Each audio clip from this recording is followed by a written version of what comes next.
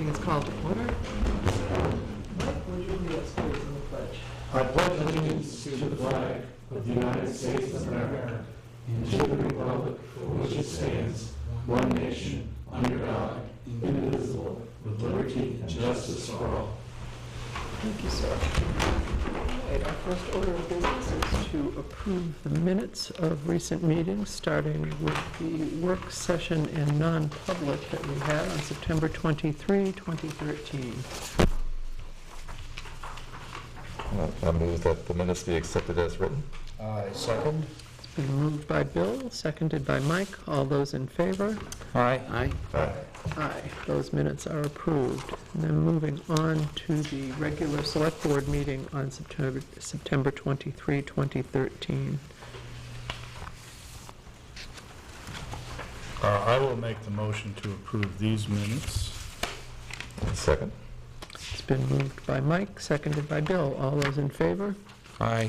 Aye. Those minutes are also approved. Announcements. The Select Board will meet on the following dates. Regular meetings at 6 p.m. on Monday, October 28, and Tuesday, November 12, 2013. Work review sessions prior to the regular meetings will start at 5 p.m., and all of our meetings are held in the Town Hall unless otherwise posted. Weather observations for the month of September are available in the Town Hall. Citizens wishing to be listed on the Select Board agenda should notify the Town Hall before 12 p.m. on the Friday before the scheduled meeting.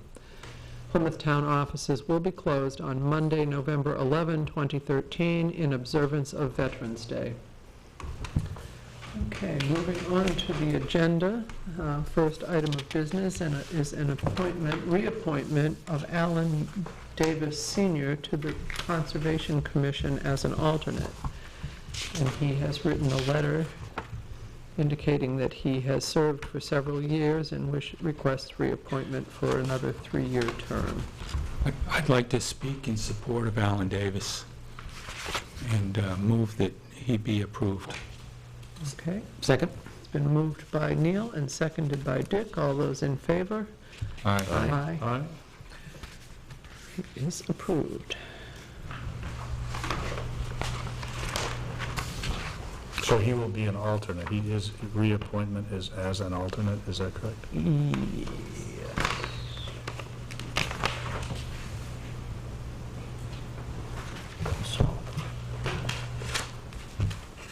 It says he's going to be a member. The appointment letter, the appointment paperwork does not reflect alternate, but I don't think any of the appointments do. I think it's just understood that he's reappointed as an alternate. Okay. It's up to them, I guess, to decide. They're pretty inclusive. Mm-hmm. Probably doesn't matter that much as a practical matter most of the time.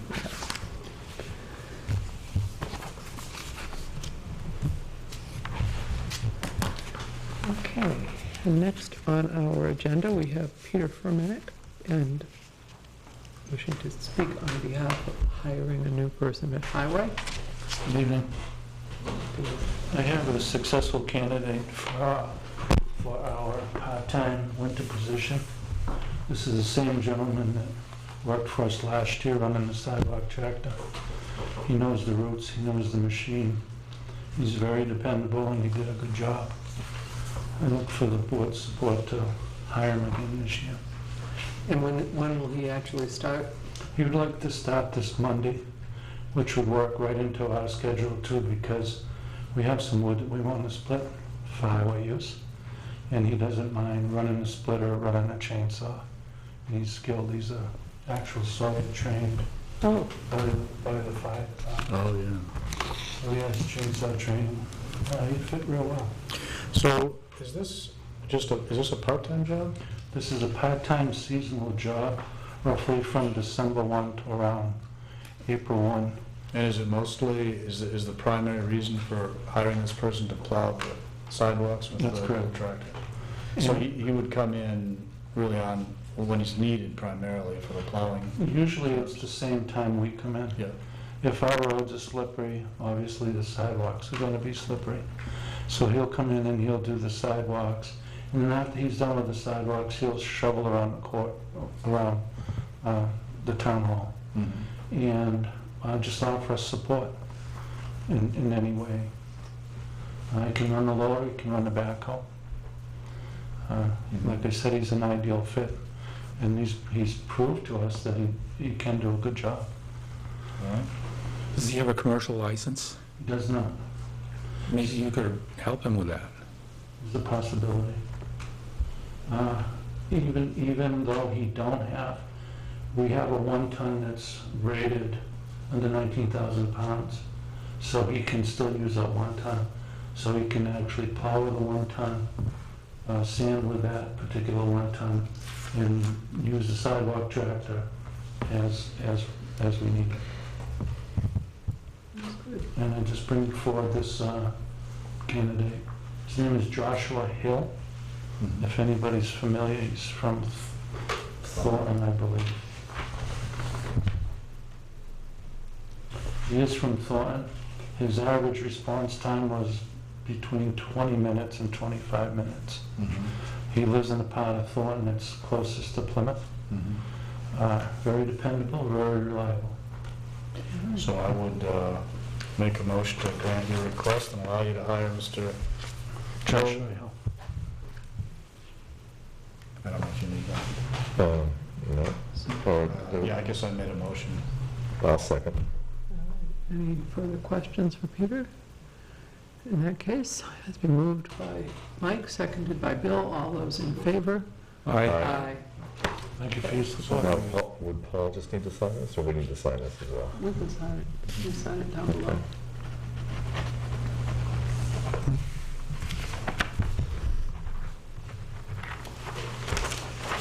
We did the proclamation for the Bob Haskell Day that we discussed at our last meeting.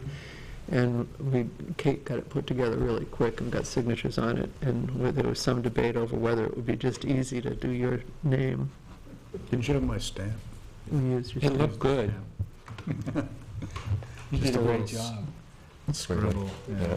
Kate has a knack for doing the stamp so that it looks like a, Oh, I see. Is Mike's stamp legible? Oh, yeah. Oh, that's too bad. you can It's tell not a it's his, signature then. you can tell it's his signature. You can tell it's a squiggle. It's not legible in the sense that you can make out. Well, it's legible, it's recognizable as yours. Yeah.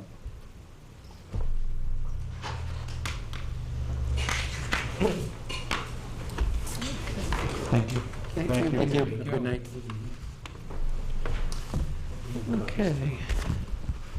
Moving on, under Chairman's comments, I would just like to publicly say thank you to Candy Ports and all of the volunteers who planted and maintained Plymouth's beautiful flower barrels this year. And Peter left, but that included the Highway Department, who helped a lot with getting the barrels out, placed, and then bringing them in once the season was over. But they really did look great all summer long, so thank you, everyone. Next, we have Casino Clogston with thermal imaging package purchase order. Good evening. Evening. Good evening. What this is it's a thermal imaging camera, but it's in a package with a bunch of other extras along with it. What the thermal imaging camera allows us to do is to go into smoke-filled environments and to be able to see everything that's in the room, where normally it's, when you're in a house fire or something like that, basically close your eyes, we can't see anything. The thermal imaging camera picks up on heat signatures, so if somebody was lying down in the middle of the floor, with the camera they'd be able to go in and go right to that person and see it. Along with it, it also tells us what the heat temperatures are inside that room. So we also use that camera for if there's some heat in behind the wall, whether it's a petition fire. We go to burnt out light ballasts, which create a lot of smoke, and it saves on man hours when we're in there trying to find out what is going on. We've also been called in the past to assist the police in looking for people in the woods, because you can actually see the people in the woods when they're hiding in the dark.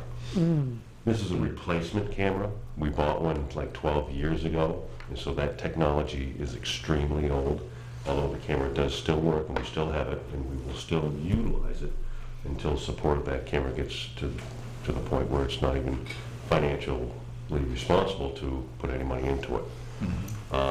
The new one has a lot of perks to it. It's a color screen now, where the old one is just black and white. You had to guess sometimes within the screen where you were pointing it to get the right heat signature on it. This one has crosshairs. Plus, this one will also tell us the coldest point within the room, which can be utilized in some hazardous material situations where that type of technology aids the firefighters in doing their job. The cost of the cameras have gone down dramatically. The first one we bought was like 20 grand. And we did a lot of research, we did a lot of passing the hat around, you know, to keep the impact down as low as possible. Currently, this replacement camera, we started the research back about 2 years ago, because we said, okay, it's time to keep up with, you know, with present technology. So as other communities had buildings that were donated so that the firefighters could train in live situations, pretty much every department takes that and then they go to the vendors and say, hey, what do you got new out there that we can use so we can put it into a live situation, and they have demos and take a look at. So a pretty good group of firefighters within house, they attended a lot of these training sessions, so they were able to use a lot of the different cameras, and they were able to, you know, weigh the pros and cons of all the different ones that are out there. The camera that we're asking to purchase, which was budgeted for throughout the budget cycle, it's the same make. It's the ISG 380 thermal imaging camera. This company just produces thermal imaging cameras. This newer camera, we will be able to update it. So it's like a computer, and if there's something new that comes up, we can give it to them, they can update it so we can keep that camera going. And they have proven that we've been able to use it for the last 12 years, that their updates will still be there. The old camera, The old one is the same brand? same Yeah. company. I understand, okay. Back then, they didn't have the technology, and they're able to update this one to a point, but the weight of it, the size of it, there's only so far that they can bring it. So we felt right now that, you know, even the salesman said, we could bring it up, but, you know, we haven't had a lot of success, but they could bring it just to a certain level with that. And we felt that we were just going to use that as a backup, like in one of our other engines. But this new one would be the primary one. Sits in the front seat of the first new engine for all the calls in Plymouth. It will have a charger and a mounting case right there, so when the guy gets up, he can just grab the camera. It's fully charged. He can exit the truck with the camera in hand. As we're currently, we have this camera in a Pelican case to protect it. So if you want it, you got to get out, you got to open the case, you got to get it. Maintenance on it is, you know, everybody's, on a weekly basis, we can open the case, check the batteries and all that stuff. Something we do, but this, you know, does limit the amount of manpower it takes to manage that. Plus the battery box on the old one, it's right in an awkward location where sometimes a gloved hand hits and the battery opens up. So we've figured a way to secure that a little better, but that was just, you know, 12 years ago, that was just an engineering flaw that they overcame, obviously, with the new one. You know, the weight of it is half the size. Yeah, It was 4 pounds, now it's 2 pounds. that's great. This technology, you know, I don't want to say every fire department has it. There's, I would say, a good chunk of them that have it. We've found it's a very good tool for the fire service, and it's not just used for an actual building fire, even though that is its primary function. Well, it sounds to me like you've certainly gotten your use out of the old camera, and this is a huge enhancement for life-saving skills for your department and for people who are in fires. I mean, And it also, we were able to tag on to another department that was looking at buying some more, so we're able to reap a little bit of savings out of that. So we budgeted, I believe it was $11,000, and we were able to get this one for $10,403. So we're able to get some savings out of looking, which is what we do, is see if there's any other departments that are purchasing the same thing. And a lot of the salesmen are pretty good with saying, hey, I got this order, and we're able to group that together. And the company that we're going to buy it, we want to buy it from, they've been very good. We buy an awful lot of stuff from them, from the Bergeron company, so. And that's Epsom. They've treated us well. That's the Epsom. Epsom, New Hampshire. Yes. Does it have a memory function? No, it does not. We do have record capabilities. The old one did, and realistically, we haven't had any need or seen the need for that. To be quite honest with you, it may, but I know I'm not going to be the one using it. So the guys could be sitting back at the station going, actually, it does. I don't see anything in it that does, and nothing rings to mind. But some of them have a remote TV camera, and you could put an old VHS recorder. They had that technology back then, so my guess is going to be that this does have that capability, but it's something we never used, so we probably didn't ask for that along with the quote for this. Could it be used for evidentiary purposes, like if you're looking for heat signals in the woods, or? When they have asked us to bring it down, the firefighters are using, but they're never close enough. They could just do a quick scan and say, somebody's in there. Okay. Or in some cases, we have shown the law enforcement, this is how you use it. We don't do play with guns. They haven't, I don't know of any court case where they've wanted to use any footage from that. Okay. Obviously, this technology is changing pretty rapidly. This is a handheld device. Are they moving toward like helmet-mounted They devices? have those, but it's at a higher cost. So, like you said, it is forever changing. Yeah. We haven't pulled the trigger and thought that we need one for every helmet. That would be a huge cost. Yeah. So this one, in the fact that we can update it, was very appealing to us, so that we wouldn't have to, okay, in 5 years, like most computers, they're out of date and you got to scrap them. This is something that we're going to continually be able to update. And I hope that you won't see anything like this for another 12 years. So, And hopefully the price. like everything, it keeps dropping down. Costs by We find it out, so, 50%. yeah. All right. Is there a motion to approve this purchase order for a thermal imaging package at the cost of $10,430? I'll make that motion. I'll second it. It's been moved by Dick and seconded by Neil. All those in favor? Aye. Aye. Opposed? It's approved. Go for it. Thank you very much. Sounds like fun. Thank you. And when we get it, we're going to be doing some training on it, so if you guys would like to see firsthand. Oh, yeah. I'll let you know when that's happening. You can come on up and, That'd be good. I'd like to see it. all right. Have a good night. Thanks, Thank chief. Thank you, Chief. Thanks. We'll have to hire somebody to run around the woods, though.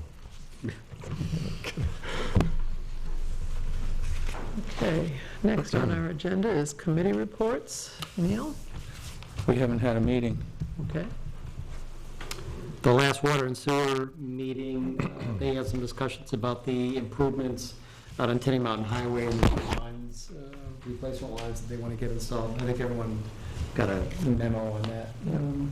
And they're obviously just also looking at continuing news source investigations and that kind of thing. There was also, not to sort of bring up an ugly subject, there was also some discussion about there's a lot of sort of flushable items on the market now which are causing some significant problems to their grinders and pumps systems. And this is a problem that is nationwide, and there are some investigations and some, I think, association groups that are looking at trying to implement some legislation that would say, for something to be termed flushable, it has to be biodegradable, because everything else is just clogging up the system and causing some real significant costs, replacement costs, when pumps and other system components have to be replaced. Yeah. And I think they're probably going to be doing some flyer in one of their billings for that. Sounds good. I don't have anything to, Okay, Bill? There was a school board meeting that I attended, and one of the items was the approval of several policies that have been drafted over the past several months. And Kate Hedberg presented them to the committee, and it was for service animals, admission of homeless students, manifest educational hardship, and concussion and head injuries. And those policies were approved and will be posted and available for review. And I guess in compliance or in concert with the concussion and head injuries, there was an SAU staff position that was identified for athletic injury compliance administration. And they'll be seeking to fill that. It's apparently going to be funded out of the high school budget, run the, it's going to be allocated throughout the SAU. But, And will those policies be on the school's website? yeah. Great. And there were two issues that I brought up that kind of concerned me. One was the use of the Alert Now system for, apparently routine alerts, and that is being addressed and will be addressed also with new software that they're purchasing. So there will be an ability to, grade the alert. Either, if it's an alert now that needs attention, it'll be, made as such. Right. The other concern that I had, which was the placement of the non-public session and then the reintroduction of a business meeting after non-public.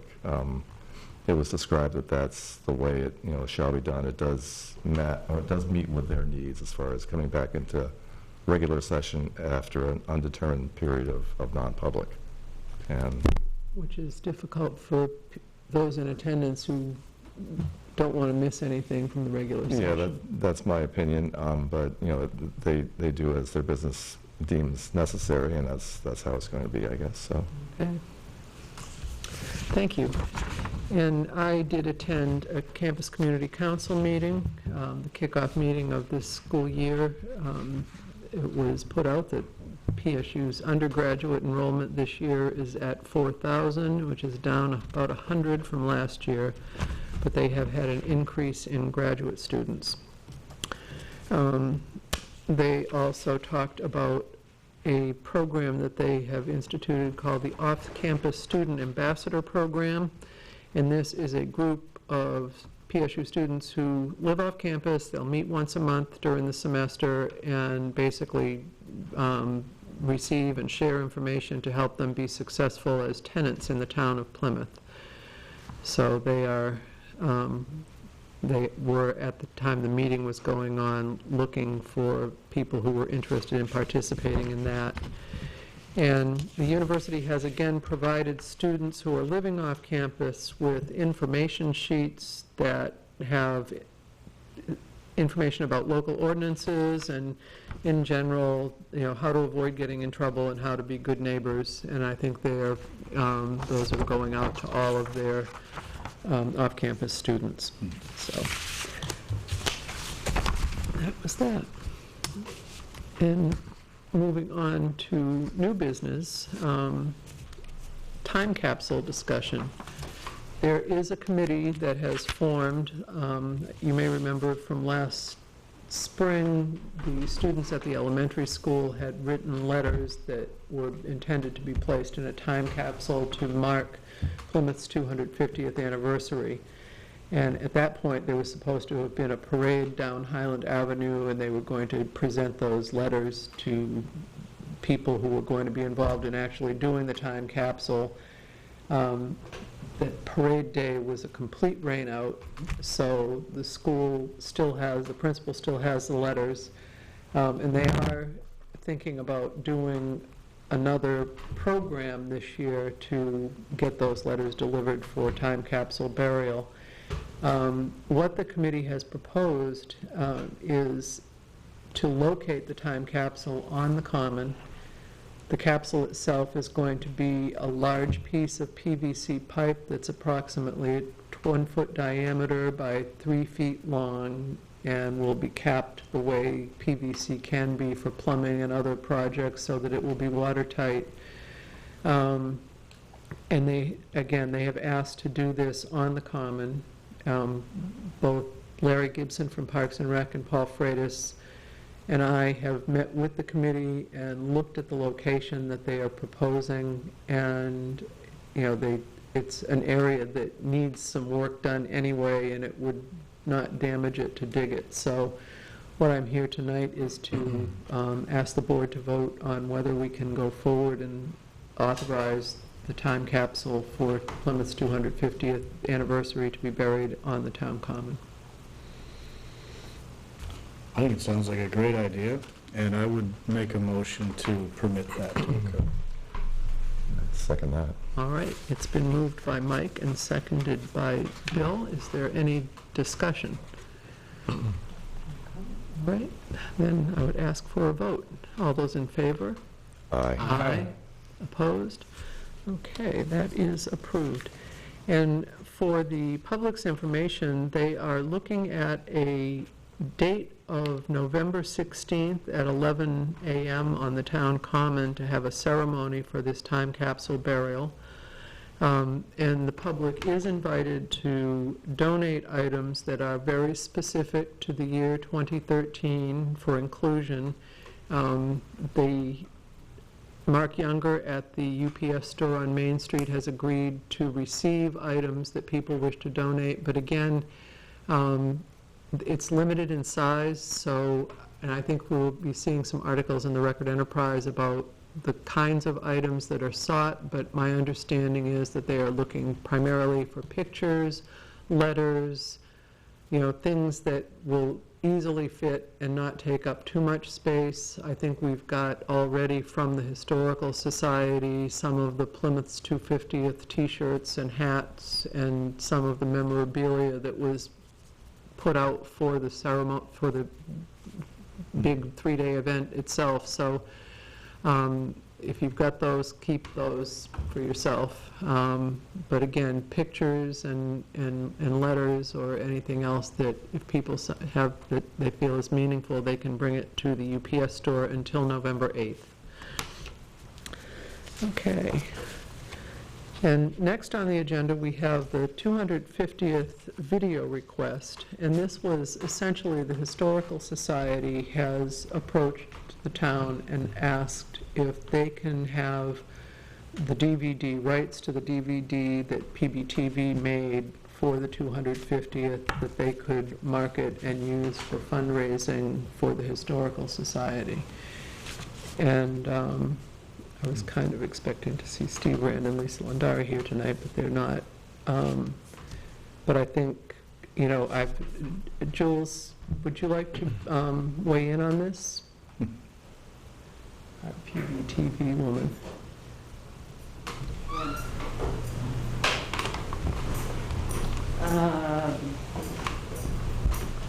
I think we spoke about it briefly, and sounds pretty good to, I think they're going to have to do a lot of work marketing the videos, and I know Lisa's done so much work preparing the jackets and marketing and selling, and so if it's up, if it pleases the town, then I wouldn't mind just giving them the rights. May I ask? Mm-hmm. So is there a DVD that's been produced? Yep, we've sold a couple in the library upstairs. And who did that? Well, I did it. Oh, okay. Yep. So you did it based on video footage that was taken during the 3-day event, and you put this all together in a DVD that shows highlights of the event? No, we have one just for the parade, and that's the one I sold. And then there was one for the Summerfest, and Annie and the Orphans wanted that one. So, according to whoever was in it, Clark's Railroad wanted a couple copies. So we made sure that got in there, and they bought a couple of those. So slowed down quite a bit after that. What I'm trying to understand is there more than one DVD, or? Yeah, I burn DVDs of every event. Okay. So there's a library of them. Okay. So I got And you. these have been shown they don't all fit on. TV Right. over Yeah. time. And this is All right. So- over what was done for the, different presentations as well, right? Like the ski, Correct. Yep. Has there been any, is there thought being given to somehow compiling, features of various of these activities into one Mhm. DVD that would show the, sort of a overview of the whole thing, or? That's a great idea. I haven't done that yet, but maybe you guys can work on that and select, I wouldn't know which ones to select. Eventually that should be done. Okay. Yeah, But that's not what we're talking one maybe half-hour feature film of, So so this- this is just, Lisa wants to take the videos and market them as a fundraiser, so it would be maybe the parade, and then she would package it her own way, I think. Now, is she asking that we, actually, that the town turn over whatever rights there are to this information to the Historical Society? Is that what I think it would be more the town giving them the rights to use it and reproduce it. I mean, we wouldn't We could still do that. still do it ourselves too, and we, Okay. and Yeah. and for instance, Jules could, if she wanted to, if she had volunteers willing to do the mixing Okay. and editing to do the shorter program. Mm-hmm. So Yeah, we not could being still- asked to turn over the exclusive rights to, No. Not exclusive. No. I guess we should write that in there, but I'm pretty sure she doesn't think it's Well, I exclusive. mean, we could, if we vote to let them have rights to it, we could stipulate that it would be that the town retains their rights to do it, use it as well. That's, okay, I understand now, thank you. yeah.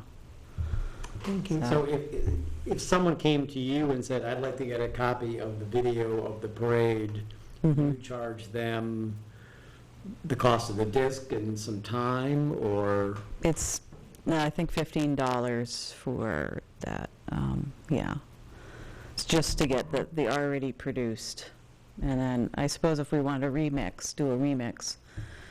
But I'm not sure where the demand is. I could do a remix and then play it later on in the year on TV, but, Okay, I understand. so, Any other Okay. questions for Jules?